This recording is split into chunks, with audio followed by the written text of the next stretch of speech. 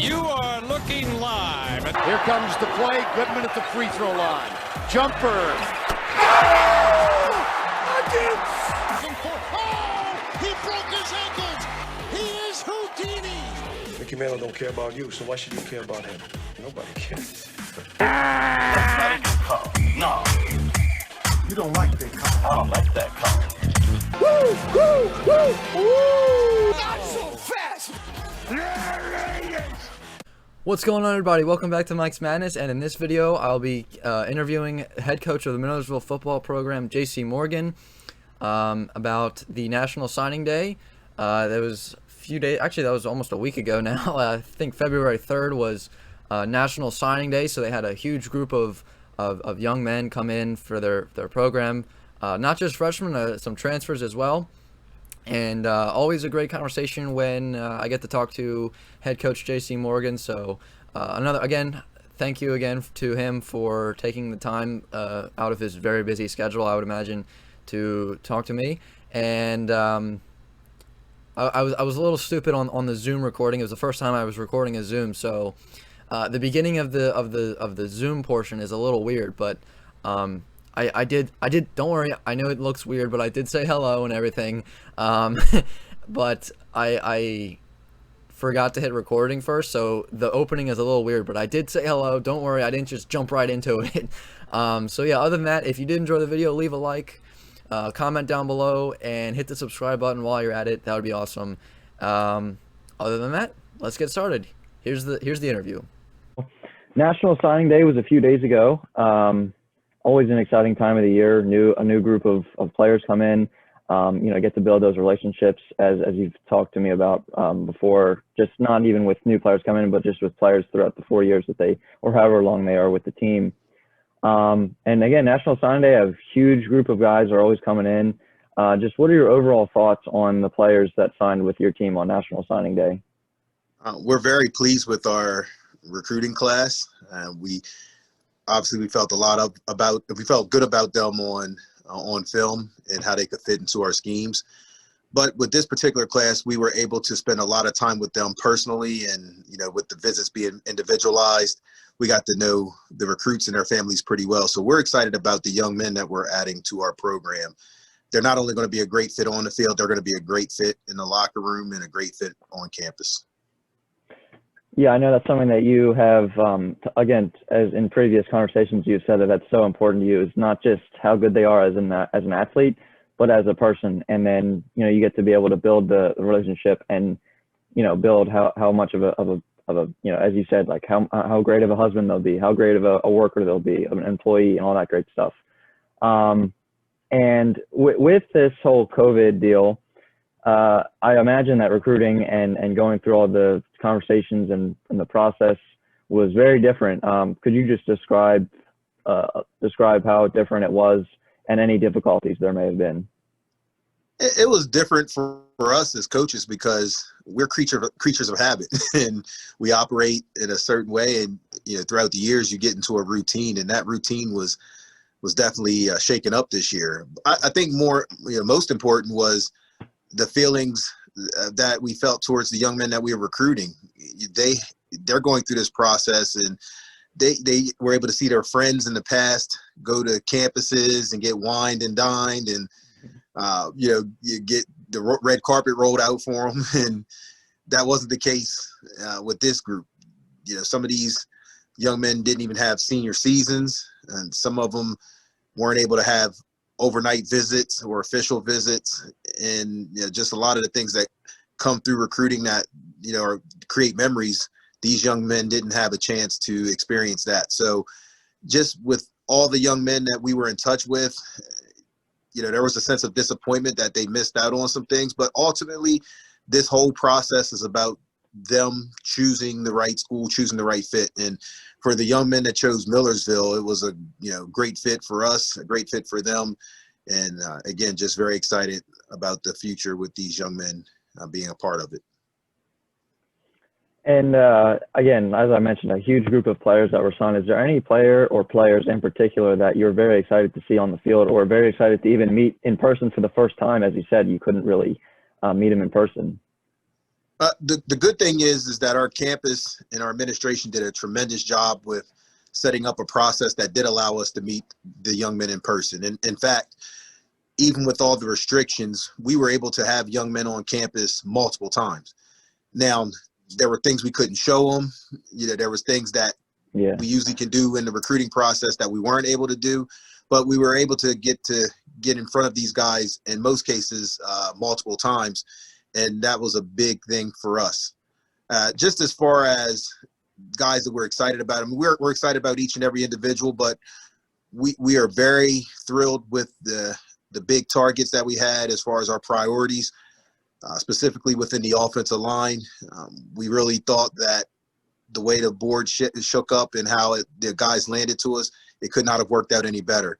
You could say the same about the wide receiver position, and then also with the interior defensive lineman. So all three of those position groups we were able to add extensively to, and we're very pleased with the young men that have come in, not only at those positions, but all the positions. But those are the three priorities that we were very pleased to address. Yeah, I was looking at some of the highlights, and I was looking at their wide receivers a lot, and I was very surprised at how good and how talented they were. I guess any time I watch any film, I'm always surprised at how talented everybody is. But there was also something that I just thought of, is that a lot of players that I saw were two-way players. And I know that's something in high school, that a lot of players are two-way players. But how much do you expect that to transfer to Millersville from those players that were two-way starters at high school? Well, the one thing that it shows is that they are very athletic and that they can do a lot of good things on the football field. Of course, in high school, a lot of programs have young men that play both ways. And, for us, we not only get excited about adding position players, but we get excited about adding athletes. And the one thing that it could lead to down the road is flexibility. And, just the fact that we can take a young man and bring him in out of position, but, having the flexibility to move him if necessary, those are things that gives you. And as a head coach, that's very exciting to be able to have pieces in place that you can do a lot of things with. We signed a young man, Cameron Taylor, who played quarterback for Wilkes-Barre, and he's a 6'2", almost 200 pounds, and has a lot of athletic traits. We're going to give him a chance at the offensive skill position and let him see what he can do as a receiver, as somebody with the ball in his hands. So again, we want to add quality position players, but most important, we want to add quality athletes that we can do a lot of things with as we get to know them once they arrive. And looking at the list of players again, quite a few players all around, but there was quite a few offensive linemen that I noticed. And was that a point of emphasis or a point of need in your recruiting? Was there like a lot of guys that had graduated that were offensive linemen? Were you unhappy with the protection of your quarterback last season? Anything like that? We're very pleased with the progress of the young men that are on our campus. So what you saw on signing day is not an indication of the young men that we currently have, but we really think we're going to see improved play out of the guys that have been here over the last couple seasons. And they've worked hard to really improve the performance in that position group. With that being said, the numbers that we have were not very high on as far as how many guys we had in the program. So to go out and add guys to fill depth was extremely important. But we also wanted to make sure we were adding quality depth, and we felt like we accomplished both goals with this recruiting class. But the guys who have played and continue to play for us, we're very, very pleased with their production and their improvement, and we're excited to join them with the guys who will be coming in August. Yeah, always good to have a lot of depth and a lot of versatile pieces. Absolutely. And as I mentioned earlier, I watched some highlights from the transitioning here to the wide receivers. And again, they looked like they were all very talented. There were some guys that I in my notes here, I was comparing them to Odell Beckham and Tyreek Hill. Like some of them are very fast. Some of them you can throw any, triple coverage, whatever, throw it to them, they'll catch it. Overall thoughts on wide receivers and anybody that you're particularly excited about? I think the group as a whole, we were very excited about their ability to stretch the field and be downfield threats. That's one thing that our offense will strive on, is the ability to throw the ball deep and make big plays. And these young men have the potential to do that. Obviously, they have to come in and get adjusted to our system and get acclimated to the players that are already here in order to produce. But if you look at their film and you see what they can do, there is plenty of reason to be excited. So whether it's Corey Handy or whether it's Cameron Taylor, which we'll add to it, or Micah Bootman, I mean, all those guys that we did add are going to be guys that we think can help us move the ball down the field, not only next year, but in the future. Yeah, again, looking at that film, I was like, man, I cannot wait to get back on campus and catch a game again. Well, I tell you, our offensive coordinator, Jeff Tomasetti, is probably the most happy person right now, because he definitely identified these guys and was excited to show them what our offense is about and how they can fit in. And, the plan is for them to come in and perform very well. So we're excited to get them into the system. And again, not just get them into the system, but get them to mix in with the guys we currently have and our offensive skills that are currently on campus. And we think they can come together and form a pretty good force of players. Yeah, that's a great point. You think about all the talent that's coming in and, mix that in with what you already have, and it could make for a dangerous combination. The young men that are currently on campus, they're working extremely hard right now. We're currently in our third week of training activities, and they're starting to get it. It's been a couple years to mix in the offense and get them accustomed to what we're doing, but they're starting to get it now. And the way they're performing, the way they're practicing, the way they're learning the game, it's very exciting to see. And I think what's important is we do have some good players that will be joining us, but the exciting thing about it is that we have great young men that are currently here that will show these guys how to perform and how to perfect their craft. And that's what's exciting, is that these current group of recruits will have a great blueprint, because the guys that have been here and that are currently here have laid a great foundation. Of course. And the redshirt junior quarterback from Abilene Christian, Cole Clayman, again, another talented player, another talented piece. Is there any thoughts that you have on him? Is there any, is he going to be in competition for the starting quarterback job? What's the word on him? Well, Cole is somebody that we, as an offensive staff, have been familiar with. We actually recruited him 5 years ago to Shippensburg University and spent the year with us there at Shippensburg. And we know his skill set very well, and he's very familiar with our offense. We had workouts this morning on the field, and he was out on the field for the first time, not as a participant, but as an observer, as we get him acclimated to returning to play. But you could tell that it was starting to come back to him. So yes, he is expected to come in and compete. That's what we brought him here for. But I will tell you what, we love the young men that we have on our roster as well. And it's everybody's race, whether it's Anthony Butler, who has done a great job transferring here a year ago from Morgan State, whether it's Miles Miller, who played some snaps as a true freshman in 2019, Jack Staggart, Luke Thomas. I mean, those are guys who have been in the system for a couple of semesters. And we brought in Jared Jenkins last year from Freedom High School. And, all those young men are have a lot of potential. They have a great upside, and it's going to be a great competition. I'm excited to see how they'll come out and perform and how they'll operate the offense. And, their job is to make our decision as coaches tough in terms of who we name as a starter. And I will say this is, we were so confident in this group of guys that we currently have that we weren't very active in the market for a 2021 quarterback in this recruiting class. So we love the young men that we have here and expect great things as they compete for playing time.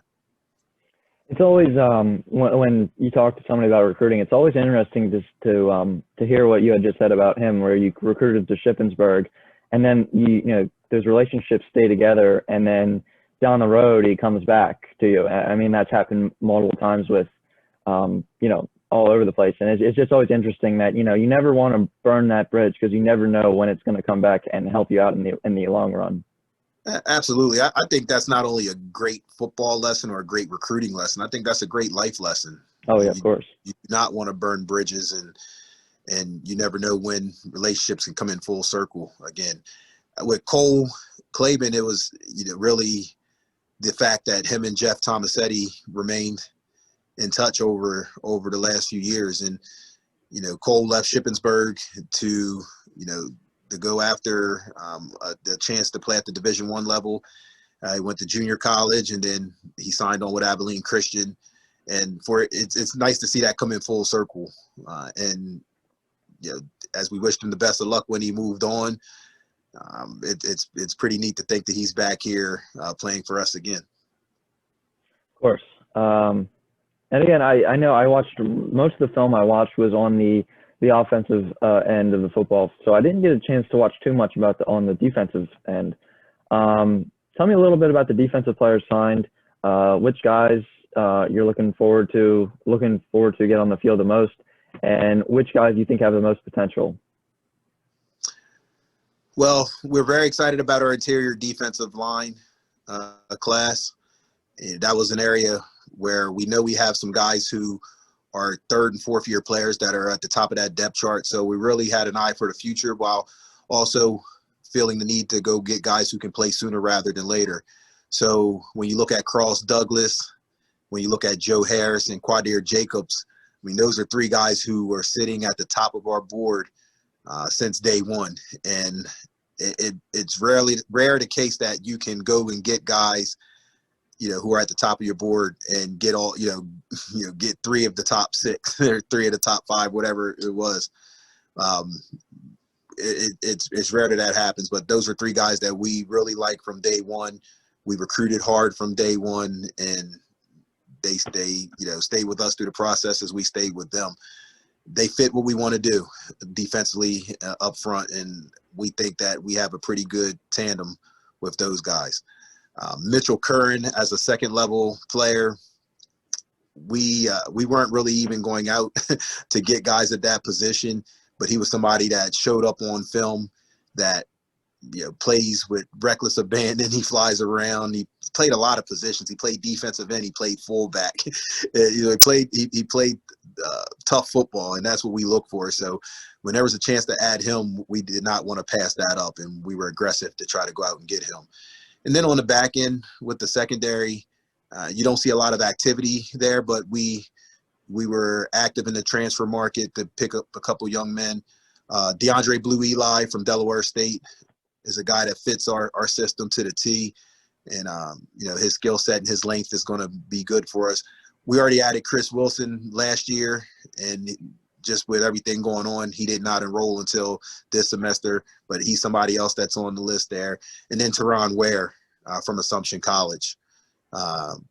He's a young man that, again, fits what we do. Physical style of football on the back end, can disrupt receivers and, you know, add a force in the run game. So, again, the last couple classes we had, you know, a large number of recruits. This year was not as big in terms of numbers, but we had specific needs that we were able to address, especially on the defensive side of the ball.